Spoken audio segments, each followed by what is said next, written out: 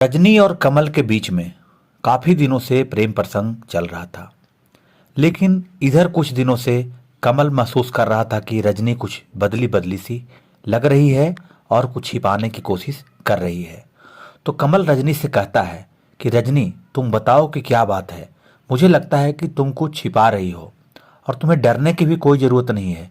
जो भी बात है मुझे पूरी तरह से बताओ। जो भी हो सकता है मैं तुम्हें मदद करूंगा, लेकिन तुम यह कारण बताओ कि तुम बदली बदली सी क्यों रह रही हो। लेकिन रजनी ने जो बात बताई वह सुनकर कमल के भी होश उड़ गए। रजनी बताती है कि एक दिन मैं और तुम जब प्रेम में रत थे, तब हमारे फूफा गंगा सागर ने हम दोनों को प्रेम रत स्थिति में देख लिया था। उसके बाद कमल कहता है कि अच्छा, देख लिया था तो उन्हें ये बताओ कि उनको क्या चाहिए, क्या बोलते हैं वो। तो रजनी कहती है कि यह बात छिपाने के लिए वह कीमत मांग रहे हैं। तो कमल बोलता है, कितने पैसे चाहिए उन्हें, ये बताओ रजनी। तो रजनी जो कहती है कमल को, वह सुनकर आपके पैरों तले भी जमीन खिसक जाएगी दोस्तों। रजनी कहती है कि वह इसके बदले में उसके साथ में सोना चाह रहे हैं।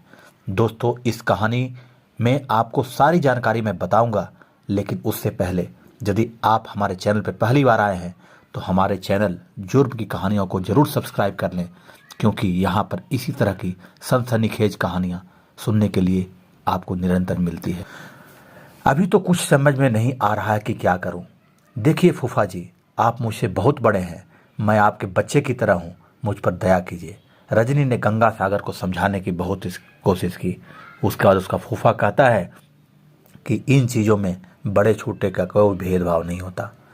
किसी से बात करना, उसके साथ घूमना रजनी का अधिकार था। उसके फूफा गंगा सागर ने उसे और उसके प्रेमी के साथ देख लिया था, तो वह ब्लैकमेलिंग पर उतर आया था। इसका नतीजा यह निकला कि गंगा सागर तो जान से गया ही, रजनी और उसका प्रेमी कमल भी, जो कि मैं आगे बताता हूं दोस्तों क्या हुआ। रजनी, क्या बात है, आजकल तुम कुछ बदली बदली सी लग रही हो। पहले की तरह बात नहीं करती हो। मिलने की बात करो तो बहाने बनाती हो, फोन करो तो ठीक से बात नहीं करती। कहीं हमारे बीच में कोई और तो नहीं आ गया? कमल ने अपनी प्रेम का रजनी से शिकायत के लहजे में कहा। तो रजनी ने जवाब दिया, नहीं, ऐसी कोई बात नहीं है। मेरे जीवन में तुम्हारे अलावा कोई और न है, न वो कोई आ सकता है।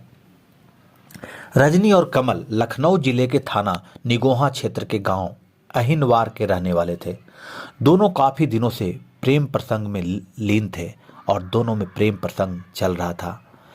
कमल कहता है, रजनी, फिर भी मुझे लग रहा है कि तुम कुछ न कुछ मुझसे छिपा रही हो। देखो, तुम्हें किसी से डरने की जरूरत नहीं है। कोई बात हो तो मुझे बता दो। हो सकता है मैं तुम्हारी कोई मदद करूं और इसमें तुम्हारे उस परेशानी का सॉल्यूशन कर सकूं। कमल ने रजनी को भरोसा देते हुए कहा।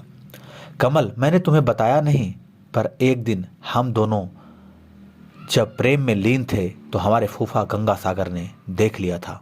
रजनी ने कहा। अच्छा, उन्होंने घर वालों को तो नहीं बताया? कमल ने चिंतित होते हुए कहा। नहीं, अभी तो उन्होंने नहीं बताया है, पर इस बात को छिपाने की वो कीमत मांग रहे हैं, रजनी कहती है। उसके बाद कमल कहता है, कितने पैसे चाहिए उनको? नहीं, पैसे नहीं, बल्कि एक बार मेरे साथ सोना चाहते हैं वो। वह धमकी दे रहे हैं कि अगर उनकी बात मैंने नहीं मानी तो वह मेरे घर में पूरी बात बताकर मुझे घर से निकलवा देंगे। रजनी के चेहरे पर चिंता के बादल छाए हुए थे। रजनी डरी हुई थी। तुम चिंता मत करो, बस एक बार तुम उनसे मुझे मिलवा दो। हम उसकी ऐसी हालत कर देंगे कि वह बताने लायक भी नहीं रहेगा। कमल कहता है, वह तुम्हारा सगा रिश्तेदार है, तो यह बात कहते उसे शर्म नहीं आई? रजनी को चिंता में देखकर कमल गुस्से में भर गया। अरे नहीं, मारना नहीं है, ऐसा करने पर हम तो खुद ही फंस जाएंगे। जो बात हम छिपाना चाह रहे हैं वही फैल जाएगी, रजनी ने कमल को समझाते हुए कहा।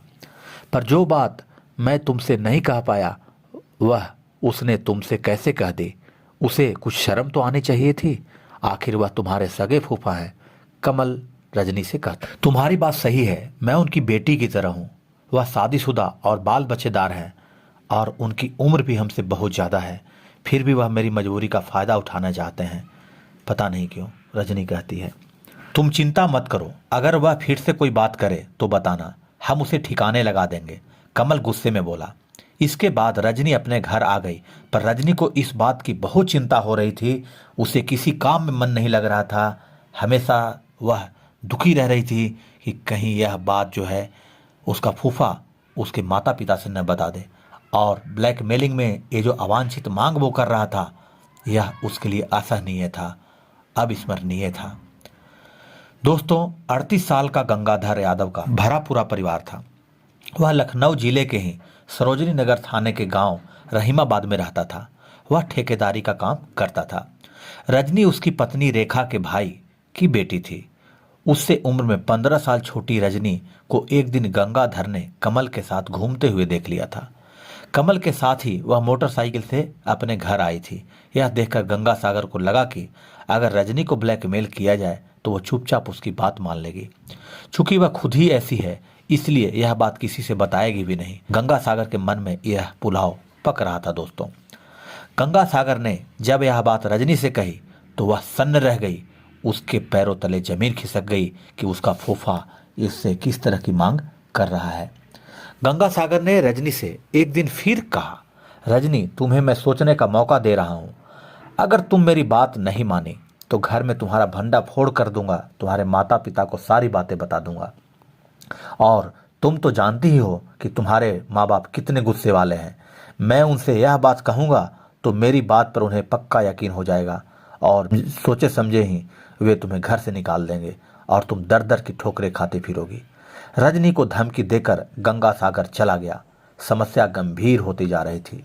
रजनी सोच रही थी कि हो सकता है उसके फूफा के मन में यह जो भूत सवार हो गया है वह समय के साथ साथ उतर जाए और वह दोबारा ऐसी बात उससे नहीं करेगा। यह सोचकर वह चुप थी, पर गंगा सागर यह बात भूला ही नहीं था। एक दिन रजनी जब घर पे अकेली थी, वह वहां पहुंच गया और अकेला पाकर उसने रजनी से पूछा, रजनी, तुमने मेरे प्रस्ताव पर विचार किया या नहीं किया? अभी तो कुछ समझ में नहीं आ रहा है कि क्या करूं। देखिए फूफा जी, आप मुझसे बहुत बड़े हैं, मैं आपके बच्चे की तरह हूं, मुझ पर दया कीजिए। रजनी ने गंगा सागर को समझाने की कोशिश की। इसमें बड़े छोटे जैसी कोई बात नहीं होती है, मैं अपनी बात पर अडिग हूँ। इतना समझ लो, मेरी बात नहीं मानी तो मैं तुम्हारा भंडा फोड़ कर रख दूंगा। इसे कोरी धमकी मत समझना, आखिरी बार समझा रहा हूँ।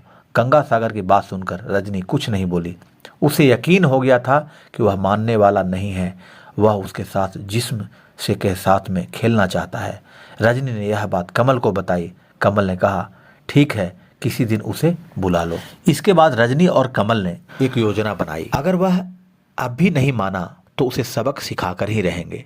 दूसरी ओर गंगा सागर पर तो किशोर रजनी से संबंध बनाने का भूत सवार हो गया था।